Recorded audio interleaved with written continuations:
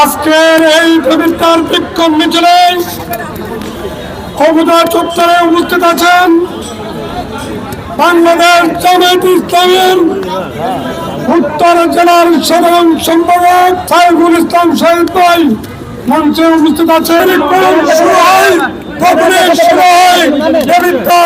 একটা অস্তিত্ব করার জন্য কিছু লোক পায়তারা করে থাকে। গতকাল আমাদের গুলির পরে ব্যানার পুড়িয়ে দিয়েছেন। আমরা ব্যানার পুরার পরে আপনাদেরকে আঘাত দেব না, আমরা আপনাদেরকে ভালোবাসব। আমরা ভালোবাসলাম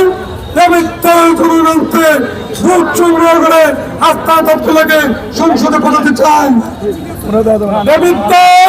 সন্ত্রাসের কোনো ঠাঁই নেই। কোন দুর্নীতি করতে সাহায্য করবে। এনসিবি দুর্নীতি চায় না, এনসিবি চাঁদাবাজ চায় না, এনসিবি সন্ত্রাসী কার্যক্রম চায় না।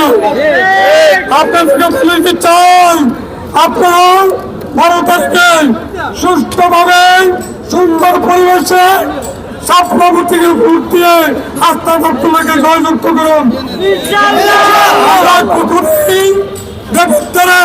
অন্যায়ের রাজনীতি চাই না, এনসিবি অন্যায়ের রাজনীতিতে বিশ্বাস করে না।